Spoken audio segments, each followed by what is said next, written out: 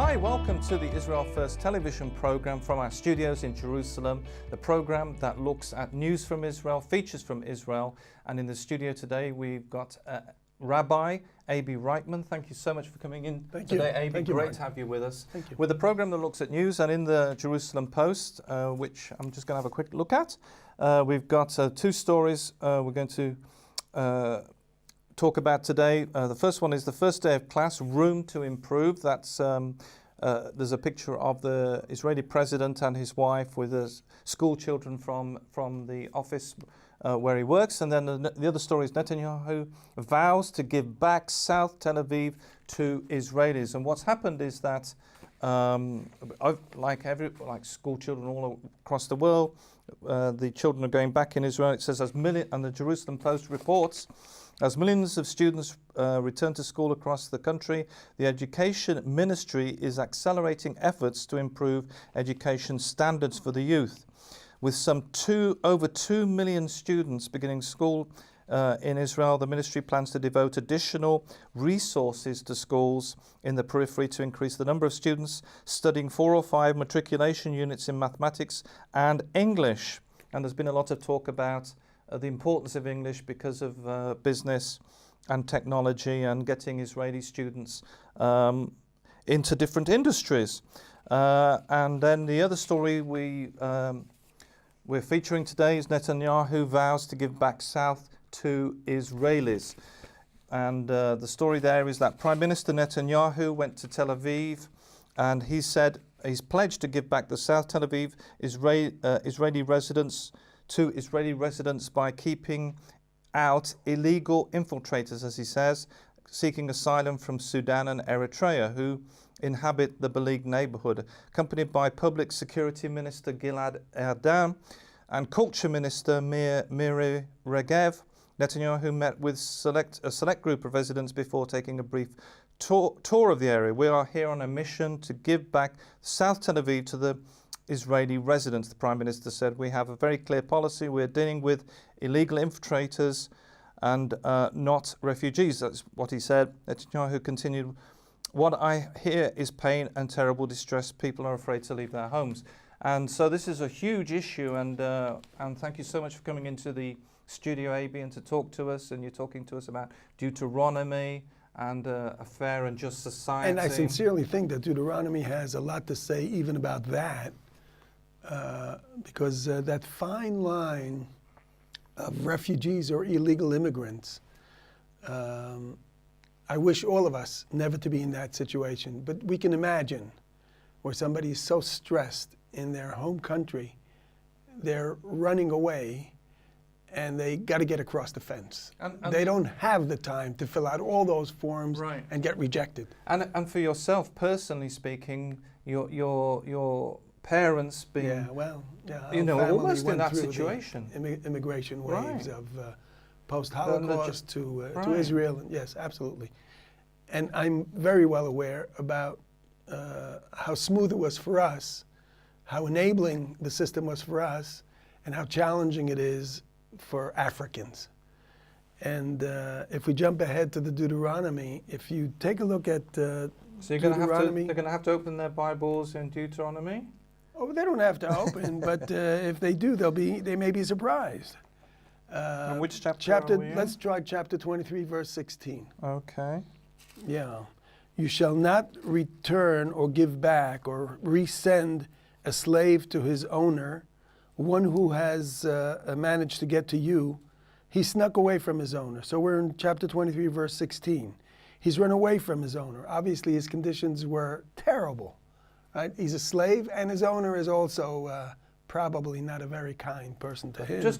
Sorry to interrupt, but just to, for you at home, do you think many people know kind of the details of Deuteronomy? Is that something people know? Or because this is very interesting, because you would probably know more than I do, but I would dare say that whereas in Exodus we talk about slavery as being an understanding about slavery, perhaps because they knew more about slavery, that is the people who came out of the Hebrews who came out of Egypt, who were taken out of Egypt, knew more about slavery than anything else, so that was a good topic to talk about. At this point, Moses is talking to them about a vision and a prophecy for when they become not slaves, but they become potential owners of. And they need to be very careful. Right. And in fact, in Deuteronomy, Moses gives or presents a vision that says in verse 17, with you he shall sit, that is the slave, amongst you, in the place of his choice. Not you, the Israeli autonomous person, chooses for him, but he, the slave who's run away, has a free choice. Huh? Yes, exactly right. He's got free choice. In one of your gates, not in the outskirts, not in camps, refugee camps, in that which is good of his choice. You are not to oppress him. The vision that's presented here, or the guidance that Moses gives to us, is so clear about being sensitive to the lowest rung. He's not even a slave, if you will. I think the Torah is much against it, but we won't get into that right now. But he's a slave from another culture. You can imagine, I mean, really, gutter is a high place ranking for him. And the Torah says, that's where I want you to be paying attention to. And so when I see Netanyahu talking about, I hear Netanyahu experience refugees and illegals, that's true. It's a real serious issue.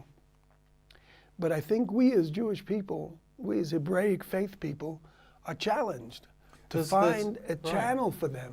So there's the battle between the logistics and making sure that a neighborhood is safe for the residents, but there is the compassion element whereby these people, you know, okay, maybe a lot of them are looking for work, but a lot of them may. And that's okay. It's not but I think the main focus is that the Torah is meant to be, the Bible, not only about how we take care of ourselves, but how we take care of the other. And the other is not always somebody who's my equal. And this isn't just an issue in Israel, it's an issue throughout the world, because there's a lot of, as you know, there's a lot of movement of peoples all across the world, migrants all over. How do we deal with them? Do we reject them because they don't have, pink shirts and beige pants? Or do we accept them and say, well, let's try to at least, what did you say about earlier about opening school and focusing on English and math? Give them skills. Because if we provide them with skills, then they can become productive members of society. And boy, can we change the world that way, as opposed to always dealing with keeping them down and then they become a burden. Now that's a real challenge, and I think that that's exactly, in the big picture, what Moses' vision in Deuteronomy is about, in contrast to what we experience in Exodus. In Exodus, we were leaving something, so that's what we were aware of. 39 years, 40 years later, after that whole journey, Odyssey, journey, he's saying to us, okay, now I want you to understand that all your experiences are meant to be used to build a beautiful society, one that'll glisten, and not one that'll be just another one of the others, but you happen to be of Hebraic faith, and you're going to be the same nasty, self-centered, inconsiderate people that the others were deemed to be. And I think that that's the book of Deuteronomy in a nutshell. I would even dare, if you have the patience, and if your viewers would have the patience, to take one more little section of Deuteronomy, and we can really see it, I think, very clearly. Right. Are we on? I think so. I'm just going to insert one tiny thing. I hope that won't take over, but it's interesting about the, we in Deuteronomy you have the we have the Ten Commandments, sure. But or second version, if right. you will. Okay. But a lot of Deuteronomy is concerning how to have a just society and how to work, and it's interesting that Shabbat, which is the day of rest and is a day when you can't work. It's interesting that in the West there's so much pressure people work late at night. People are working late in the office. People are working sometimes at the week. In my past, I've worked at the weekends. You know, there's people are under so much pressure to work. And the Torah, the Bible, encourages us. I would even dare say burdens us with enabling or making sure that the other gets to rest just as you do. So it's not just about the rules for you vis-a-vis God, but no, it's much more than that. It's about God guiding you, Moses, sharing with you God's guidelines, the Lord's guidelines, how to build a society, again, to enable even your slave, nay, your donkey, your animal. We have a Sabbath-observing animal kingdom in the Jewish in the Bible, which is stunning. And in fact, an animal. I think I've said this before to you. I've shared this before with you in previous encounters. An animal that has tasted the one day off on the Sabbath is not allowed to be sold to people who are not going to keep the Sabbath for the animal. So how do they practically do that? Because in Israel, I mean, we've got dairy farms. They probably have them marked Sabbath observer or something. Do they not put the cattle into the fields on Shabbat? So that's a real struggle again of how do you actualize, a vision into pragmatic, right? So in today's world, for instance, cows, it is contended by veterinarians that cows need to be milked. Otherwise, they suffer carrying so much milk in their udders. So, but that's the ongoing struggle. Right, because in my family background, they had large farms with cattle, and they had to milk them for their own safety. So in the Jewish Orthodox tradition, we found ways of automating it, or quasi-automating it, or automating the process, but overwhelmingly also in consideration of the cattle. Obviously in consideration of milk production. But the two of them go hand in hand, and sensitivity to the cattle plays a very important role here. Now, so it's cattle, it's outsiders, it's the other, and it's not just the president and his house. It's about how we deal with with everybody. Yeah.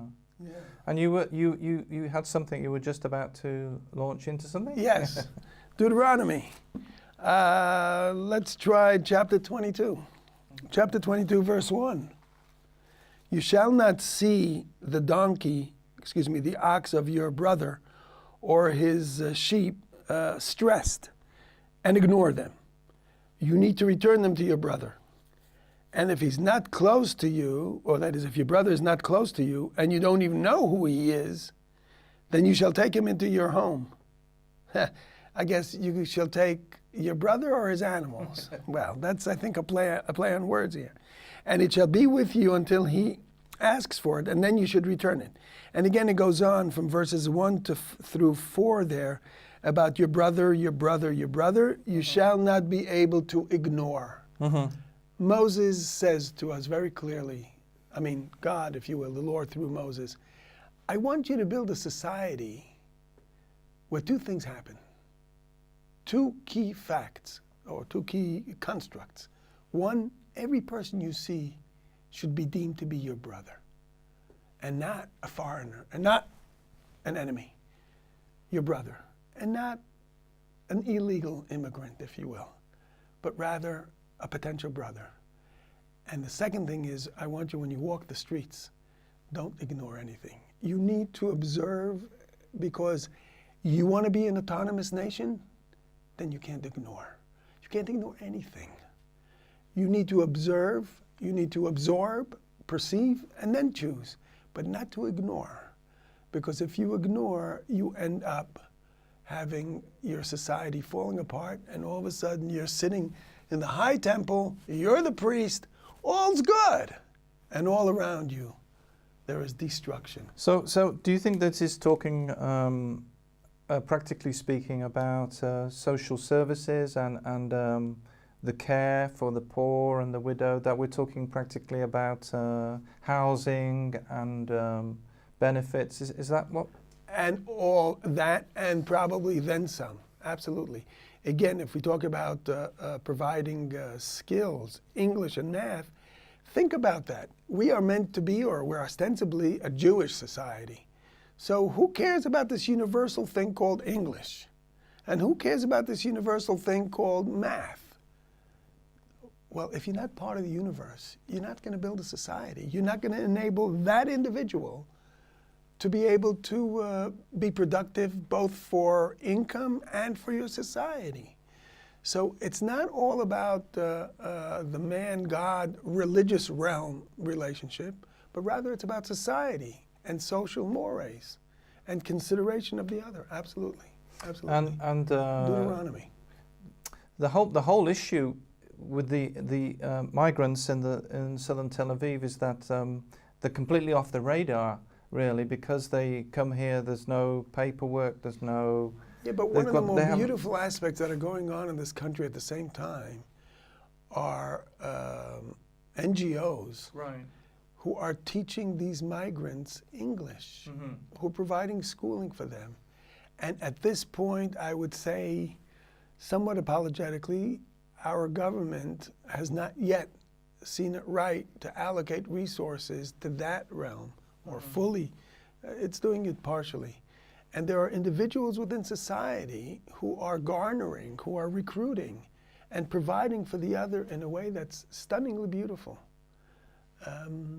We're not always seen that way, but me and you know all the nuances. And we've had on the program, we've had people like Natan who are working with refugees in Serbia and helping to teach them and medical, and there's lots of issues. There's medical care, there's education.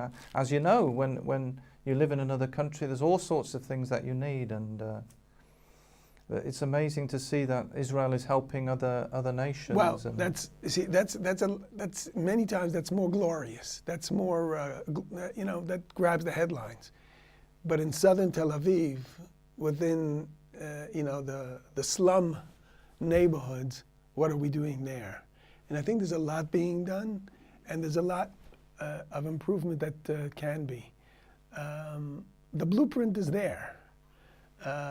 And there are many people who read this blueprint, but sometimes it's surprising how people who probably know this blueprint backwards and forwards are busy thinking of it in terms of what, it doesn't really apply now because, and so I think we're challenged to look at Deuteronomy, as the fifth book, and it's an inevitable association with the end of. I think we typically talk about the end of days, the end of times, or the redemption. Redemption, exactly. And I think that's exactly what the Deuteronomy encapsulates and projects and challenges us to do. And it gets followed up, as we know, in many of the prophets to talk about justice in your gates. They don't always talk about keeping Shabbat, although that's mentioned as well. But overwhelmingly, how do you treat the lowest rung in your society? That's the real challenge. Because that way, I would just add, that way, we can represent God as opposed to God looking at us. And we are meant to project God onto the world. And the way to do that is to be sensitive to the other human being. And not to be always busy with worship and prayer only, but active social programs. Yeah. Well, and I was thinking, in Deuteronomy. And I'm a rabbi. Right. And, it's interesting, Abe, in Deuteronomy, it talks about the judges having to act like God and not take favor with the rich or because of corruption or etc. So much in the world, and we're reading about that in the news at the moment, about corruption and the importance of treating everybody the same, the importance of treating people fairly, because at the end of the day, you're meant to reflect God and not favor man. And I was reading that today, and I was thinking, gosh, that's so relevant for the time that we live in, that there's justice in society, in the courts, and which is another thing with which is absolutely. Yeah. I would just say it. It sounds so basic, but if we think back that 3,000 years ago, somebody was saying, the first thing you need to do is no corruption, no favoritism. And we talk about judges and officers shall be in your gates. And that's in Deuteronomy 16, verse 18. Judges and officers shall you place in your gates, that God gives your tribes, and they shall judge the nation, an honest judgment. We always think of judging as being, from up, down, and judging them and making value statements. No.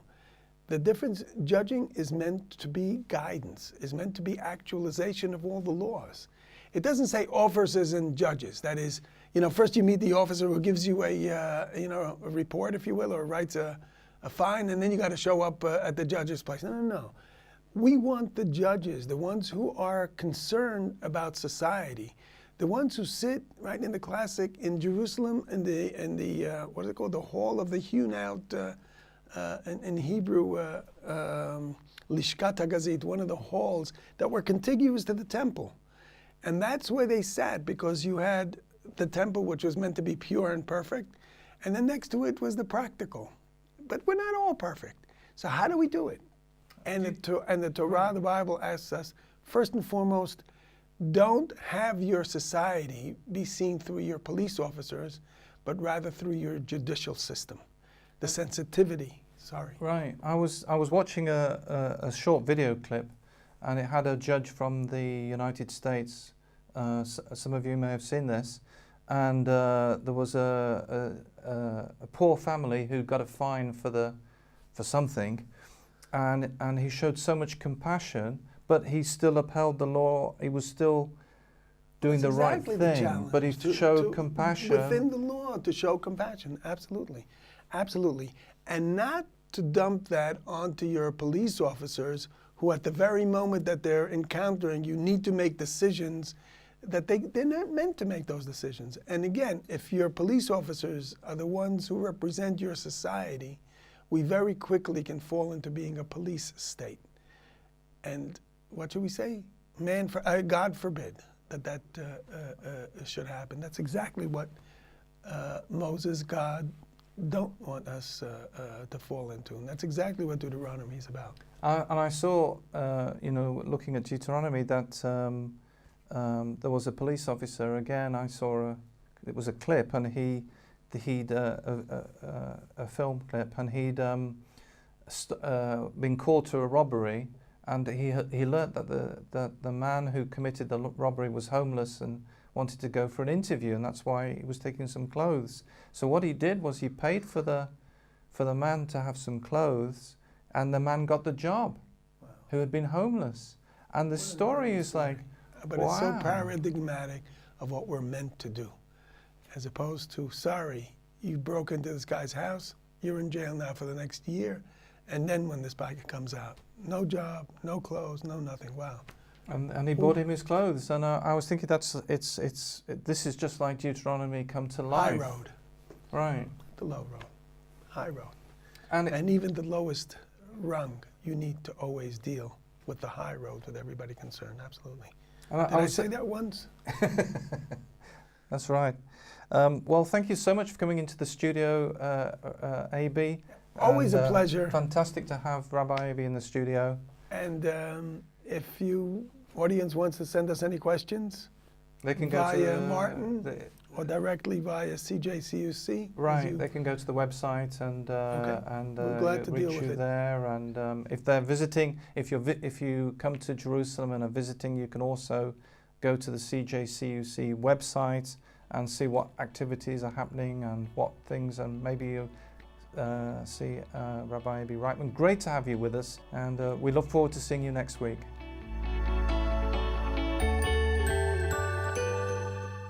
Wonderful to be with you today. We are looking at the colors today. Life is so beautiful with colors. So we start by the flag of Israel, which is blue and white.